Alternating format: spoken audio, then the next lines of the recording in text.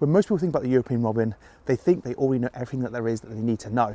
But this bird has some secrets, behaviours, myths and traits that most people never notice. So today, here are 5 things that you didn't know about the European robin. And trust me, a few of these might completely change how you see them. And let's start with the one that surprises everyone the most. The robin is one of the most loved birds in the UK. It's friendly, festive and gentle, but their reputation hides something very different, because behind that orange chest is one of the most aggressive small birds in Europe.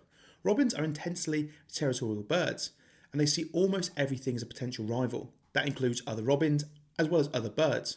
They look tame because they let humans get close, but that isn't trust. Their willingness to approach people often comes from curiosity and opportunity, not friendliness. Gardeners often think they've made friends with a robin, when really, the bird has just figured out a reliable food opportunity. We often think of birdsong as music, but for robins, it's mostly a warning. Robins sing to say, "This space is taken, stay out."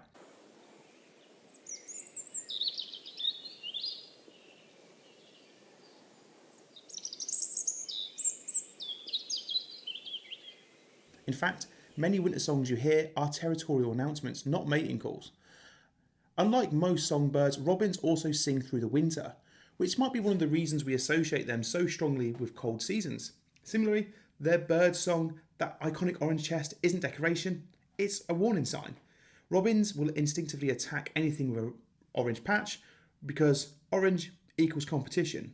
This is why robins will fight reflections in windows, mirrors, or even shiny car parts for hours, exhausting themselves against what they think is an intruder.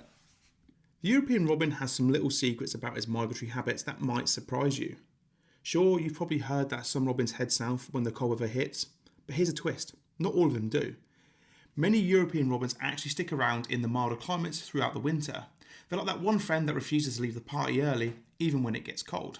In the UK, we have our own native population of robins that do stay out throughout the year. But we do also get some that migrate from Scandinavia and colder regions, and you can usually tell the difference. They tend to be a little bit bushier, but at the same time, they do come across a little bit more timid. And this is why you tend to see robins a little bit more in the colder months than you would during the summer months. Despite their modern image of being cute, friendly, and the most notorious bird of Christmas, robins have long been associated with death, souls, and the afterlife. In British and Irish folklore, there's a belief that a robin appearing after the death of a loved one is a sign of their spirit nearby, watching, visiting, or just checking in. Many people still report seeing robins at funerals, graveyards, or during moments of grief. Whether coincidence or comfort, the belief is deeply rooted. Historically, robins stayed active throughout winter, when death was more visible in daily life. Their sudden appearance in cold, quiet landscapes made them feel symbolic, even supernatural. There was also a fear attached to them. In old folklore, harming a robin was said to bring terrible luck, or even death, to the person responsible. So while we now see robins as gentle companions, they were once treated with reverence as birds that could move between the living world and the dead.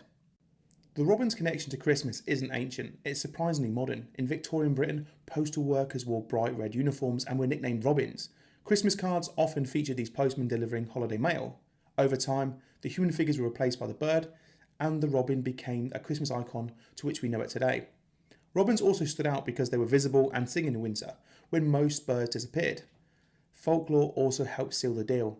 One popular legend claims the robin burned its chest while trying to warm the baby Jesus through his story. Doesn't appear in the Bible. By the early 1900s though, the robin had become the Christmas bird of Britain, despite being one of the feistiest birds in the garden.